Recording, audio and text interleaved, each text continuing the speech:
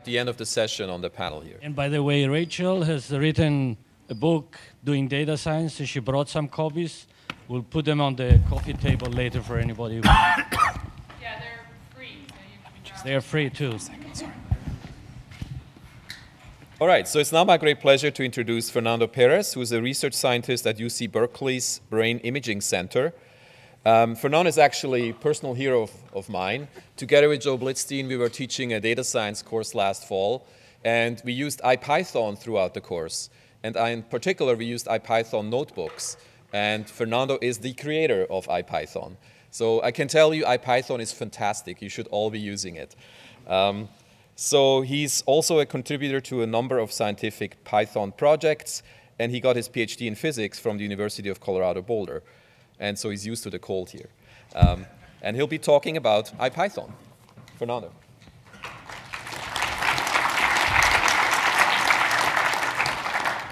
Morning, everyone. First of all, thanks to Hans-Peter and Paulus and the organizers of the event for the invitation. It's a pleasure to be here. I do miss this weather now that I'm in California and we don't have real seasons, so it's nice to feel cold air on my face. So the perspective that I want to take today is that regardless of the amount of data that we have and regardless of the amount of computational resources that we have, we still only have 2 eyeballs and 1 brain. And so at some point, all of that data and all of that compute power has to lead into insights that we as individuals and as humans can understand and can use for whatever it is that we do in our lives, right? And so what we've tried to build around the computational machinery that I'll present today is a set of tools that allow us to make that flow that goes from raw computational work all the way down to understanding and insight, a smoother and a better one. And I hope to show you sort of what our perspective on that is. So why did we build IPython? And this is kind of the more charitable version of this, which is a quote that is very often repeated in computational circles. It's a very famous quote from Hamming in '62 that says that the purpose of computing is insight and not numbers. And he said that in '62 when computing was a rather rare thing. Today that we're drowning in data, I think it's an even more relevant quote that we try to keep kind of as our guiding compass. And the way we've built kind of our take on this problem of trying to extract insight out of computing is to think of the kind of workflow that we as working scientists tend to have. And this is obviously simplified and schematic, but I think it's not completely unrealistic to say that we tend to go from individual exploratory work. We may be typing on our laptops in MATLAB, in Python, in R, in Mathematica, and whatever. Typically, if whatever idea we're exploring and playing with, code and data that we have, is going to grow into something, we often have to collaborate with colleagues. We have to bring others' expertise into the problem. Eventually, we very often have to scale up the problem, especially these days, into larger computational environments, often in parallel. Hopefully, at some point, our ideas bear fruit and we publish them. And I want to use the word publication in a very broad sense. It's not just an academic paper that I'm talking about. It may be a blog post. It may be a technical report for a customer. It may be a presentation to your colleagues. Publication in the sense of communicating our insights to others. Hopefully in a way that makes it possible for that audience to reproduce what we did and to build upon our knowledge. And that's not a given, as most of us know, unfortunately. And ultimately, if those ideas really become part of the canon of whatever our discipline is, they will become part of what we educate the next generation of students, for those of us who teach and who are in academia, or of workers in the workplace. And we tend to loop in this cycle. This is kind of the hamster wheel that those of us who do computing live in. And so what we've tried to build with IPython is a workflow that makes that process, that cycle, as smooth as possible, and the transitions between those steps be as little jarring as possible. It began its life as my official thesis procrastination project. Instead of finishing a dissertation, there was obviously something better to do, which was to write a better Python shell. I did graduate, I did finish, and I did use it in my work, but it began its life as a fairly simple and straightforward interactive environment, just like the environments that many of us are used to, whether it's the command line in Unix or the MATLAB or R or Mathematica shells. But over the years, to cut a long story very short, eventually in 2010, a company from Austin called Enthought sponsored us to take the ideas of the environment where you type code it gets executed, the results get printed, and you loop what we know in computer science as a REPL, a read-eval print loop, to take those ideas and abstract them and put them into a service that could run over a network so that we could communicate with this idea of a computational server from any client. And we turned that into a protocol, a well-defined protocol that then allowed us to build a client that at the time was this environment that looked sort of like a terminal, but it was a terminal that could embed graphics, it could embed multi-line code, and basically it was sort of the terminal for a scientist.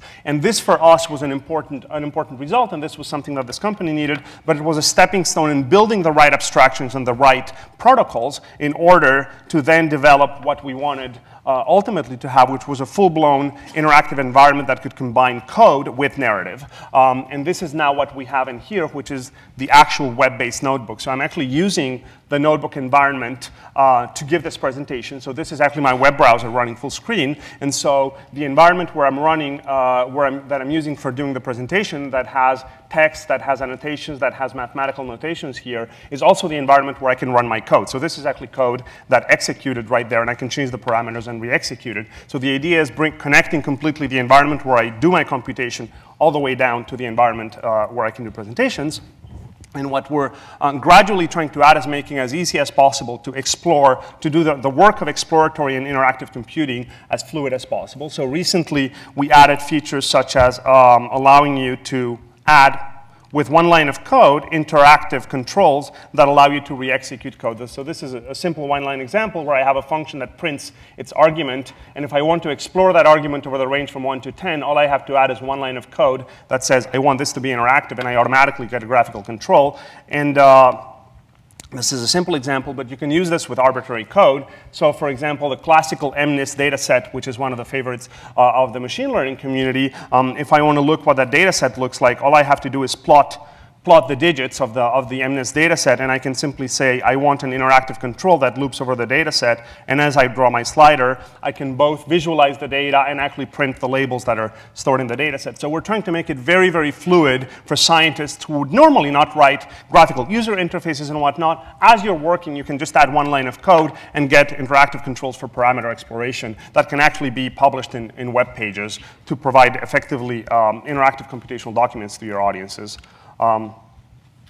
So a lot of the tools that we've built in this are trying to extend this idea of the original terminal read-eval print loop into abstracting and rethinking that process in the context of a modern web browser and what the internet can do. And so what we've done is extended the notion of what the result of a computation can be from being simply something that we print to being anything that a web browser can display. So whenever I compute something, the result of a computation can be, for example, in this case, it's an image, which means the actual output is displayed as an image because web browsers can display images. I can compute an object which is a video, and the output of that computation is the actual embedded HTML5 video. Now that browsers have decent embedded video controls, then we can return as the output of computing something. In this case, the computation is just loading a data file, but just for the sake of expediency. But obviously, this could be the result of an actual long-running computation that produces animations as its output. And obviously, because we're scientists, and because thanks to the efforts of the AMS and the American Institute of Physics, now we have basically a decent implementation of the LaTeX rendering algorithms in JavaScript via a project called MathJax.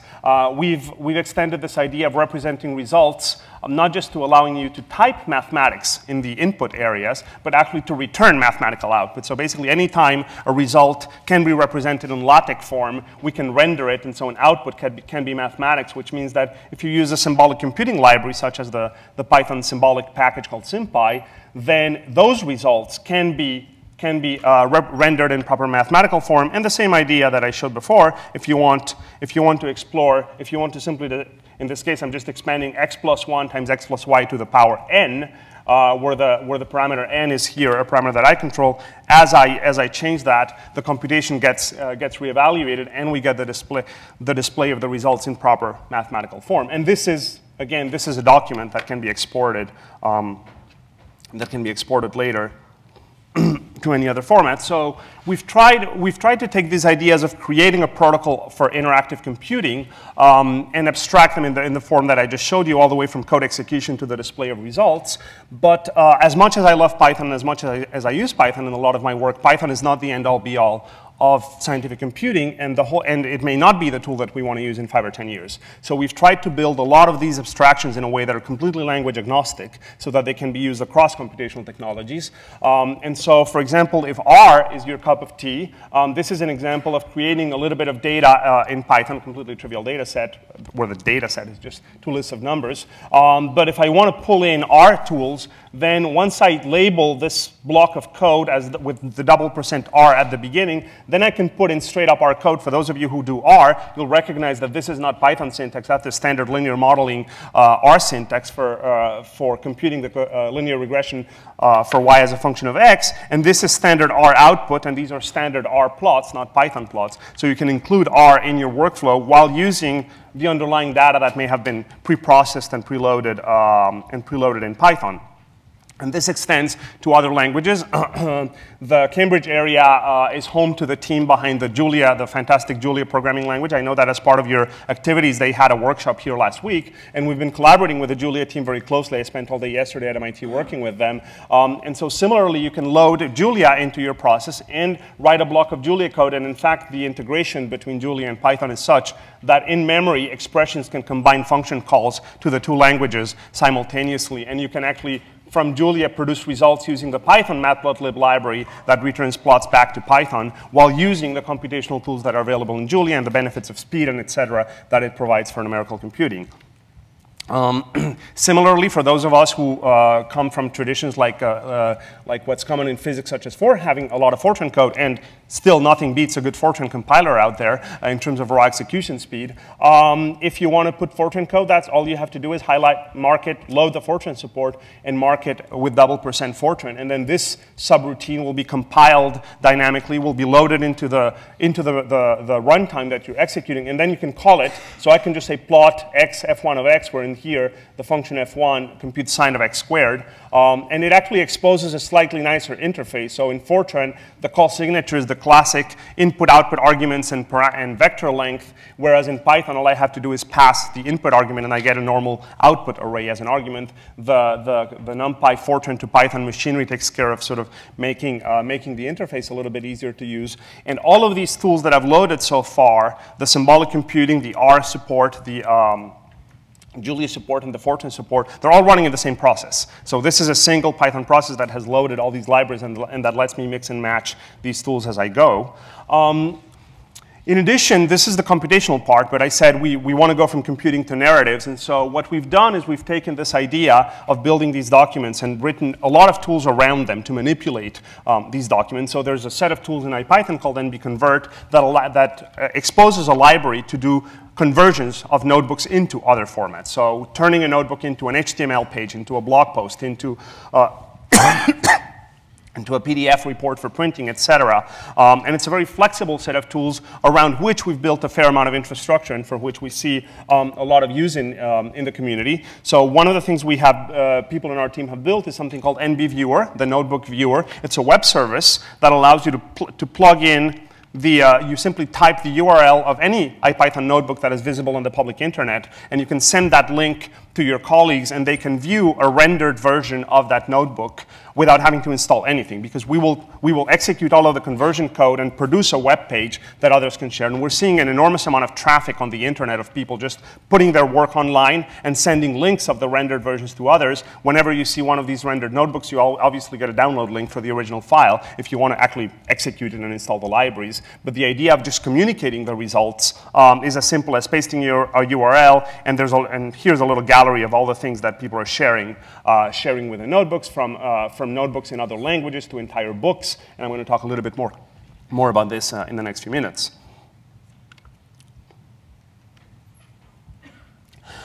So with this, we're seeing sharing of notebooks on a number of topics. A very popular one that created a huge traffic spike in our servers a couple of weeks ago was from Peter Norvig at Google, who saw this comic from XKCD. I'm sure this rather geeky audience, probably many of you read XKCD. So there was a post about regular expressions on XKCD, and Peter Norvig decided to play with it and actually write an algorithm to automatically generate and explore the parameter space of regular expressions to auto-generate a regular expression that could match all the winners of presidential elections over history and not match any of the losers of presidential elections. And it's a beautiful analysis of regular expressions. He posted it with all the code. Anyone can just grab this notebook and execute it. And this created in a day the normal traffic that we get on our notebook server in a whole month, because this was tweeted to death. And so in a single day, we got a huge amount of traffic. But obviously, as fun as that is, we're trying to use this to, as I said, improve the flow of computational research. And so one of the things that we're trying to show is that it really becomes possible to do genuinely reproducible research work with these tools. So this was work that we published last year in collaboration with a set of biologists back at my home institution at the University of Colorado, where we parallelized using the IPython tools genomic analysis and ran the code on Amazon Cloud. And so when we published the paper, this is one of the Nature Microbiology journals, after we published a paper that corresponded to it, we published a companion website that had not only the notebooks necessary to reproduce all the results in the paper, but it actually had the Amazon machine image that had all of the code that we actually ran on. So we actually did the project by collaborating on an Amazon Cloud server that had the notebook server running, and we ran the code collaborating directly in the cloud, and then we published the Amazon machine image of the virtual machine that we used. So anyone who would like to replicate our analysis, all they have to do is copy this config file. You have to put your key number here, your Amazon account number, which is effectively your credit card, because you still have to pay for the runtime. But other than that, you can re-execute the entire paper, effectively, the analysis, on the exact same virtual machines that we use to create the scientific results. So it really is possible. I think the excuses for not allowing others to reproduce and replicate your computational work hopefully are going down. As I said, communication is not just about academic papers. A lot of interesting discourse happens today on blogs. And so we're seeing more and more people who are writing blog posts. This is from the University of Washington, an astronomer at UW, who writes, this is, by the way, if there's anyone from Google here, this is a new bug in Chrome, which is showing weird font rendering bugs in headings in the last few weeks. But anyway, these blog posts are actually written as notebooks. So whenever you read one of these blog posts, you can actually go ahead and play with the code and explore what the author was doing. And if you want to, obviously you can comment on the blog post as a blog post, but if you want to explore more of the ideas, all you have to do is click on the blog and you download an executable version of that blog post, and then you can go ahead and run it. And this is leading all the way into books. So Springer, a couple of months ago, published Python Physics Signal Processing as a hardcover book, which is a standard, the usual Springer very well printed book. But this book is actually available as a GitHub repository, and it was written entirely as a collection of notebooks. So the book is really an executable repository on GitHub, and you can clone the repo and run everything that is in the book was actually written. Each chapter of the book is a notebook. And so all the author did was run the conversion machinery and then do a little bit of tweaking for book layout purposes at the end. And we hope we're working to improve that pipeline as much as possible to make the process as automated as possible. Similarly, O'Reilly published a book called Mining the Social Web, which also, this one wasn't written 100% as notebooks, but all of the code examples in the book are a collection of notebooks, again, available as a GitHub repository so that you can trust that any figure that you see in the book was actually created by executable code that you can execute, and you don't have to worry about whether the author was disciplined or not in their copy-paste management routine and whatnot, which is kind of the bane of a lot of these things. We're also seeing it used in education, trying to kind of come to the end of that five loop, and obviously being here, it's a pleasure to say that one of the most beautiful collections of notebooks online. I really wish I had the time to take this class, because the homework sets are absolutely fantastic. Every one of the homework sets from the CS 109 data science course here at Harvard is a notebook, and there are these these beautiful, elaborate, very sophisticated notebooks that present a problem, describe it in detail, provide the theory, links to the references, all the mathematical explanations, and then the code for the students to fill in. And I'm looking forward to hearing not just what worked for you guys, but what actually didn't work, so that we can continue improving it and making it better. And so it has been great to see this adoption in education, but there's, Harvard is not the only institution where this is happening. It's happening elsewhere as well. And all of these ideas, going back to what I was saying earlier, are actually predicated on a very simple architecture where we have the notion of what we call an IPython kernel, which is something that executes code in the back end,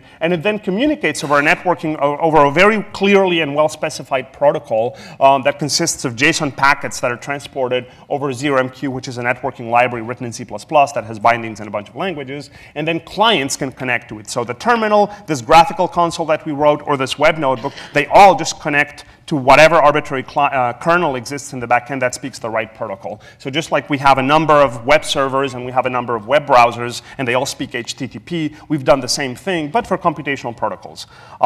With these same ideas, there's an entire set of machinery for interactive parallel computing as well. In IPython, I don't have time to go into it, but it's an interesting set of tools for those of you who need to do large-scale computing. And these ideas now have been adopted by many other languages. So what I showed earlier was in a Python process loading snippets of R, snippets of Fortran, snippets of Julia, etc. First, we worked with the Julia team back in, over the last year, both here in Boston and at Berkeley. We had a few intensive coding sprints where we developed a native Julia kernel that implements the protocol without calling any Python whatsoever, just natively implements it in Julia. And once that kernel was operational, it has already been used. The MIT numerical linear algebra courses that Alan Edelman teaches were all taught using this Julia notebook server. Then people basically came out of the woodwork and started re-implementing the same idea in other languages. So now there's a gaggle of languages that implement these native kernels.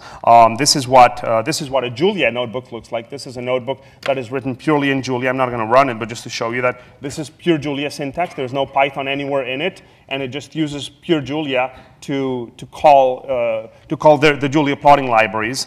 They even rebrand it, and they changed the little logo there to be the Julia logo instead of the Python one.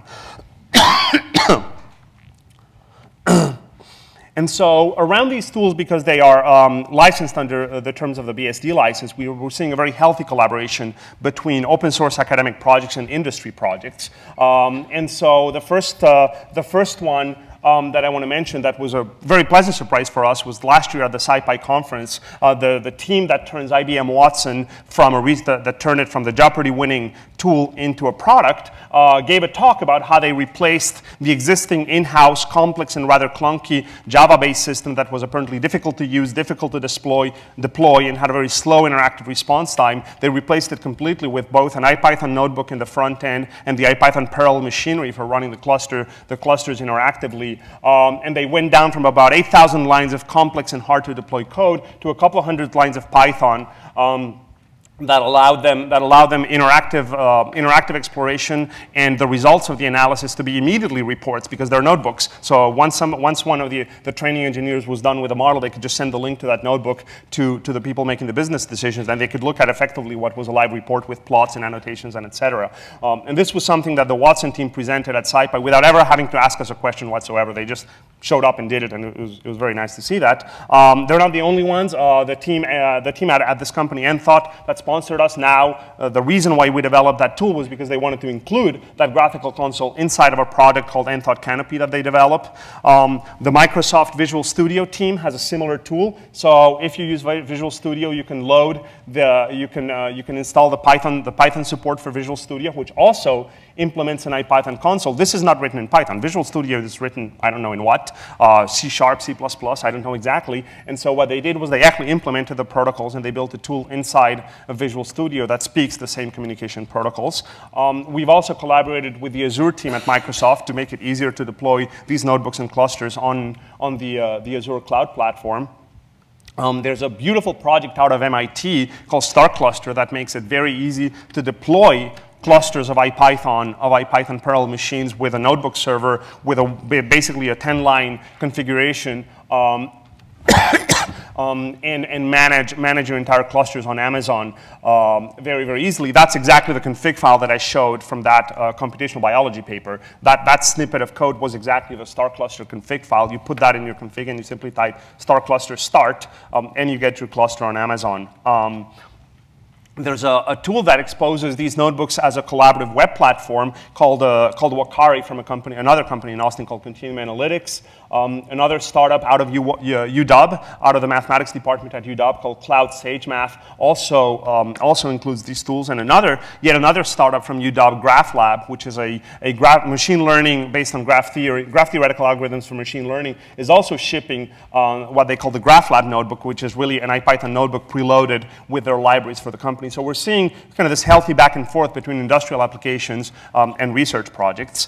At this point, even though, as I said, IPython began as my personal excuse to annoy my PhD advisor, all of this kind of work is definitely not my job anymore. It really is the product of a large team. In particular, I want to highlight Brian Granger, who's my co-PI. He's in the physics department at Cal Poly in San Luis Obispo and has been my partner in crime in the project for a number of years. And Min Reagan Kelly, who graduated from the plasma physics program at Berkeley and now works full-time on the project, kind of as our lead engineer at UC Berkeley. But we have a very talented team with a surprisingly odd preponderance of physicists in it, and I don't want to speculate on the sociology of why so many physicists decide to procrastinate on computing. We do have support, finally. I want to acknowledge that we have received support, especially from the Alfred P. Sloan Foundation, but also Microsoft Research made a very generous donation last year to the project that has been extremely useful, as well as other grants from the Simons Foundation and the NSF. And I want to, in order to leave some time for questions, I want to wrap up with mentioning that we're hiring at Berkeley. We have a large and very potentially dangerous, but at the same time exciting initiative to create something around what is data science, the topic that Rachel was talking about. So last year, there was an announcement of a collaborative project between the University of Washington, NYU, and UC Berkeley, which were selected by a joint funding initiative from the Alfred P. Sloan Foundation and the Gordon and Betty Moore Foundation to support the development over 5 years of environments for data science, with the assumption that this was an open question, what this should mean, and what would it mean to create environments for data science at the heart of research universities. And so we're giving it a try. We're opening for business. We're in the process of remodeling the central campus library. UC Berkeley was kind enough to let us remodel a piece of the main campus library, so it will be, as Rachel was saying, a hub at the center of the institution that hopefully will be a space for a lot of intellectual fertilization between fields. And we're hiring both an executive director. If you want to move to California and you would like to be the executive director of our institute, please apply. The search is open. And we just opened up our call for data science fellows. We're going to be hiring a team of data science fellows to work on a number of interesting projects at the intersection between the development of these methodological tools and ideas and the domain-specific questions. We don't know what this is going to look like, but we think it's going to be an exciting ride. So if you're interested, please apply and join us. Thank you for your attention.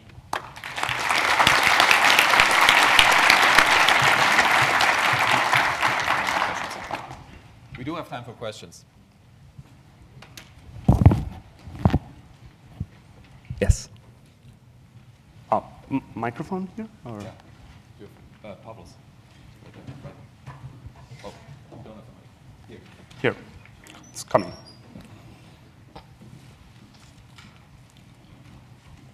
Can you envision at some point these types of notebooks being auditable? So if you think about large financial institutions who have a pipeline of analyses that they do to quantify operational risk, for example, that type of analysis currently is audited or monitored by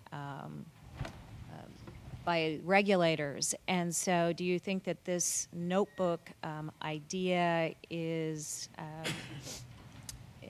would be a way to make it easier to audit or check for compliance of certain types, and understand what assumptions were made and getting to some final risk evaluations? So I'm obviously not an expert in the topic, so I'm sure that I'll miss something in my response that's critical. But there's a couple of ideas that I think will help, at least in what the machinery provides for that. So this is the normal view of this same notebook,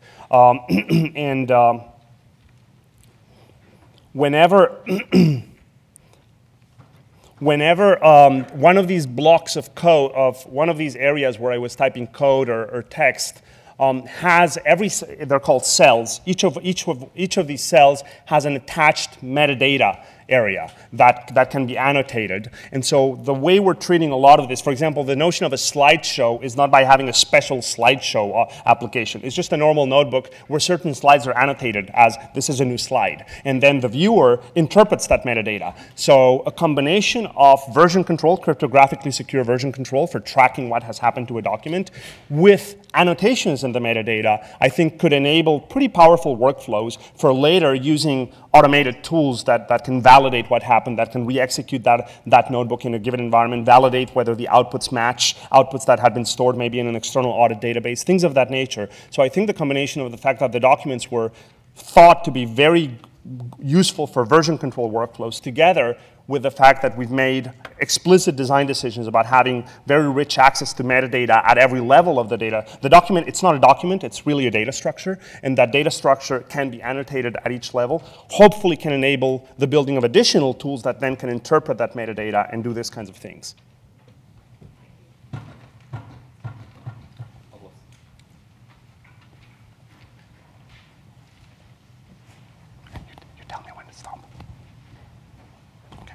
So I design predictive models and implement them at the MGH, and I'm constantly jumping between Perl, SAS, SQL.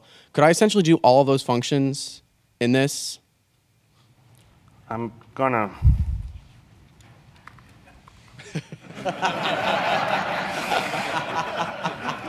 Yeah. I don't have SAS installed, but yeah. But and there is an SQL extension as well that lets you type. You put $SQL at the top, and you can connect to a database and basically interact with SQL queries directly. Okay, thanks. Sure. I think we have time for one more, but I'm going to turn this off. Yeah. IPython is a great pleasure. It's a wonder, and I want to thank you for making it. It always makes me smile when I load it up. But I also feel like I've seen this before, the promise of the one language that's going to create the environment you never have to leave. Smalltalk promised that in the 80s, Lisp even earlier. Mathematica is trying to do the same thing now. So what's different about IPython? So that's very true, and obviously we've taken inspiration from Mathematica. We acknowledge that I was a heavy Mathematica user in my theoretical physicist life. But I guess what we're trying to do differently is, first of all, this notion of language agnosticism, right? The protocol and the file format and the underlying machinery are completely independent of the Python language. And so hopefully that will let us kind of move forward in that sense, that as computational language ideas change, we can keep up. And the second one is the notion that we're building this as a completely open format. LaTeX, one of the beauties of LaTeX is that it's completely open, and we continue to use it 30 years after Knuth invented it. And so we're trying to build this as a tool that is open enough and flexible enough for the community to buy into it. Whether this is going to be the one thing to rule them all or not, I don't know. But at least hopefully by making it language agnostic and really open from one end to the other, we have some hopes of having something that can be reusable at least for a while. And then who knows what will come next. Thank you very much. Thank you.